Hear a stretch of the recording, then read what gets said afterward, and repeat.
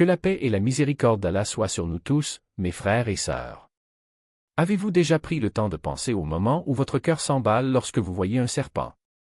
Ce sentiment de vigilance immédiate, cette poitrine serrée, cet esprit qui semble se vider de tout raisonnement, quelque chose d'ancien s'éveille en nous.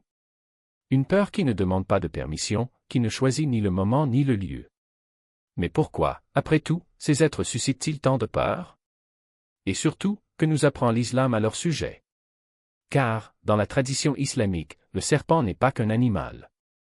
Elle est un miroir, un avertissement, une leçon cachée sous des écailles qui recèlent de profonds secrets. Aujourd'hui, nous allons démêler ces couches.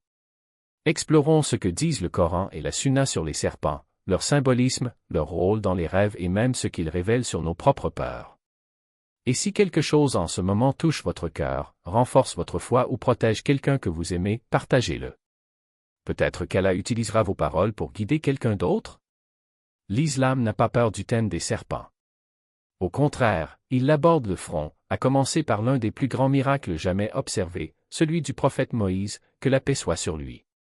Le Coran nous dit que lorsqu'il jeta son bâton, voici, il se transforma en un serpent évident. Ce n'était pas un symbole du mal, ni une malédiction ou une punition. C'était un signe, une démonstration de la puissance sans précédent d'Allah, un réconfort pour Moïse et un avertissement pour Pharaon. Imaginez, un simple bâton de berger, patiné par le temps, devient une créature vivante, animée d'un dessein divin. Ce moment nous enseigne quelque chose de puissant. Allah peut transformer l'ordinaire en extraordinaire, la faiblesse en force, la peur en rappel de sa présence. Mais en dehors de ce miracle, la charia traite les serpents de manière très différente. Le prophète Muhammad, paix et bénédiction d'Allah soient sur lui, a clairement parlé de son danger. Il a déclaré qu'ils font partie des créatures nuisibles et nuisibles que les croyants devraient éloigner si nécessaire, même dans les limites sacrées du haram. Pourquoi une telle fermeté? Parce que les serpents représentent un réel risque. Une seule piqûre peut aveugler, paralyser ou tuer. Le prophète n'encourageait pas la cruauté, mais plutôt la protection, la responsabilité et le courage. Dans un hadith, il dit « Chassez les serpents et les scorpions, et quiconque hésite par peur n'est pas des miens. » En d'autres termes, ayez la foi, ayez du courage, agissez avec sagesse et non de manière imprudente. Même ses coéquipiers l'ont pris au sérieux. Ibn Umar, qu'Allah l'agrée, a dit qu'il n'a jamais vu un serpent sans neutraliser sa menace. Cependant, le prophète a également fait preuve d'une approche étonnamment équilibrée. Si un serpent apparaît à l'extérieur de votre maison, vous pouvez vous protéger immédiatement. Mais si elle entre chez vous, les conseils sont plus doux, donnez-lui 3 jours pour partir. Parlez-lui, annoncez votre présence, permettez-lui de repartir en paix. Pourquoi? Certains savants expliquent que certains djinns peuvent se manifester sous la forme de serpents. Cette règle nous empêche de nuire par erreur à une créature du monde invisible. Les directives islamiques sont claires, respecter la création d'Allah, reconnaître le danger, agir avec miséricorde et protection. L'islam ne condamne jamais le serpent parce qu'il existe, Allah l'a créé mais reconnaît sa menace et nous apprend à y faire face avec calme et sagesse. Et que devons-nous alors faire lorsque nous rencontrons un serpent? L'islam propose des lignes directrices qui unissent le spirituel, le pratique et l'émotionnel. Premièrement, restez calme. Dites « Bismillah », récitez Ayat al-Kursi, la sourate al-Ikhlas, al-Falaq et An-Nas. Ces mots créent un bouclier spirituel, non seulement contre les serpents, mais contre tout mal, péché ou menace invisible. Deuxièmement, si le serpent est à l'extérieur et semble dangereux, vous pouvez le retirer ou le stériliser pour protéger les personnes. Ceci est soutenu par des instructions claires du prophète. Troisièmement, si elle entre dans votre maison, alors l'étiquette islamique devient unique. Le prophète a dit d'annoncer au serpent, donnez-lui 3 jours pour partir. Parlez gentiment, prévenez-la de partir. Si après ce délai, cela présente toujours un danger, vous pouvez protéger votre habitation. Mais si vous ne savez pas comment gérer la situation, demandez de l'aide. Éloignez les enfants, demandez de l'aide. L'islam n'attend jamais d'un croyant qu'il risque sa vie inutilement. Cinquièmement, identifiez les serpents dangereux. Un hadith mentionne un serpent à 2 lignes blanches, dont la morsure peut nuire aux femmes enceintes. Il ne s'agit pas d'une superstition, mais d'un avertissement fondé sur un danger réel. Aujourd'hui, à moins d'être entraîné, la règle la plus sûre est de supposer qu'un serpent peut être nuisible jusqu'à preuve du contraire. Cependant, si un serpent inoffensif ne fait que passer, il n'est pas nécessaire de l'attaquer ou de le poursuivre. L'islam équilibre toujours sécurité et miséricorde. Désormais, nous dépassons le monde physique et entrons dans l'univers des rêves. L'islam a une riche tradition d'interprétation des rêves, notamment grâce à des érudits tels qu'Ibn Sirin. Dans les rêves, les serpents ne représentent presque jamais de simples reptiles. Ils symbolisent les ennemis cachés, l'envie, la trahison, les dangers silencieux des gens qui sourient devant vous mais complotent dans votre dos. Examinons quelques interprétations courantes. Un serpent à l'intérieur de votre maison peut indiquer qu'un proche envisage de vous faire du mal. Un serpent qui vous mord suggère que quelqu'un va essayer de vous faire du mal, mais si vous ne ressentez pas de douleur, c'est un signe de protection divine. Un grand serpent représente un ennemi puissant, un petit problème mineur ou une menace croissante. Tuer un serpent dans un rêve signifie surmonter les difficultés ou gagner ses luttes. Les serpents sous le lit indiquent des peurs cachées ou des conflits personnels non résolus. Un serpent noir symbolise une profonde envie ou hostilité, un blanc, une menace plus faible. Si le serpent parle doucement, cela peut être un signe de soulagement ou de soutien inattendu. Si vous parlez durement, préparez-vous à l'oppression ou aux difficultés. Mais rappelez-vous, les rêves sont des signes, pas des prophéties. Le prophète nous a conseillé de ne pas publier de mauvais rêves, de chercher refuge auprès d'Allah et de faire du dhikr. Un serpent dans un rêve pourrait n'être qu'un avertissement, soyez prudent, protégez votre cœur, renforcez votre foi. La peur des serpents a généré d'innombrables mythes au fil du temps. Clarifions-les. Premièrement, tuer un serpent porte malheur. Faux. Les prophètes d'Allah ont encouragé l'élimination des créatures nuisibles au nom de la sécurité. Deuxièmement, tous les serpents sont dociles. Faux également. Certains djinns peuvent apparaître comme des serpents, il est donc recommandé de les avertir avant d'agir.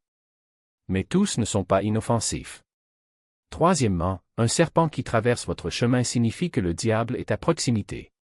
Faux. Shaitan agit par le biais de murmures et non d'apparence physique. Quatrièmement, Shaitan s'est transformé en serpent dans l'histoire d'Adam. Cela vient de folklores extérieurs au Coran.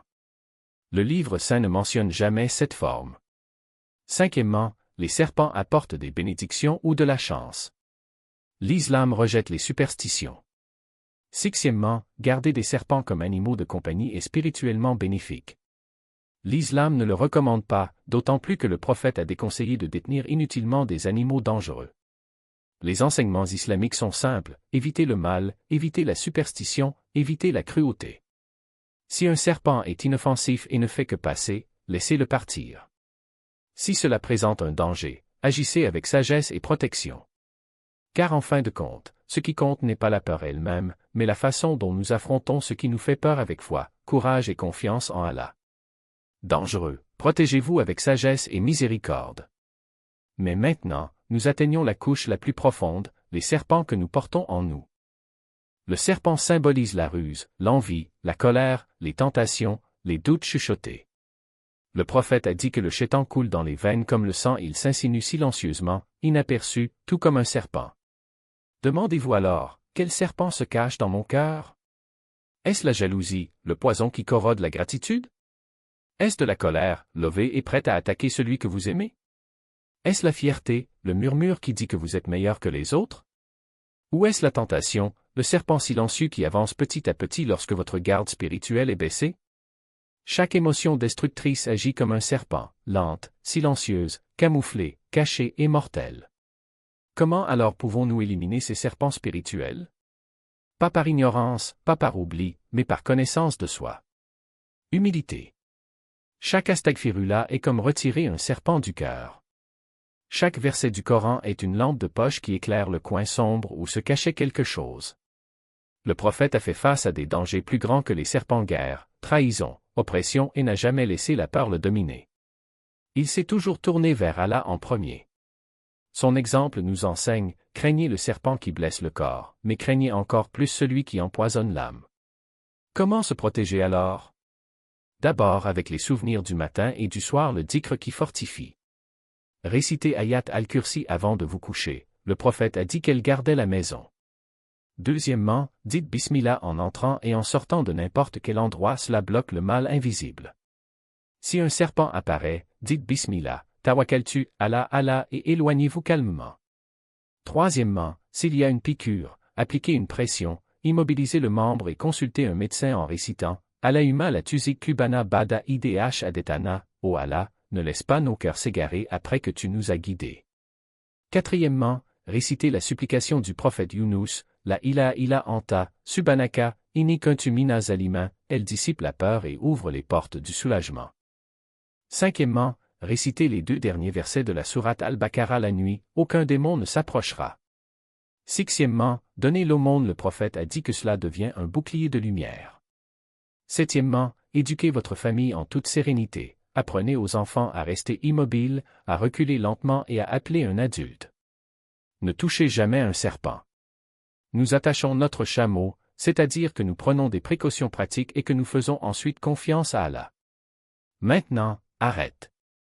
Regardez à l'intérieur. Quel serpent se glisse silencieusement dans votre vie en ce moment?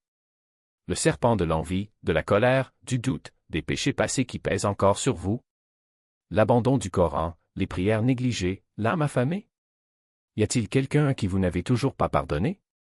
L'amertume est-elle un serpent enrôlé dans votre cœur? Y a-t-il des regrets que vous portez comme des peaux de serpent abandonnés dans les recoins de votre mémoire? Quand la vie envoie ces véritables serpents, les épreuves, les maladies, les chagrins, la peur vous paralysera-t-elle?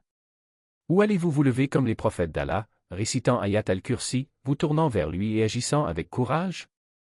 N'oubliez pas, vous n'affrontez jamais ces serpents seuls.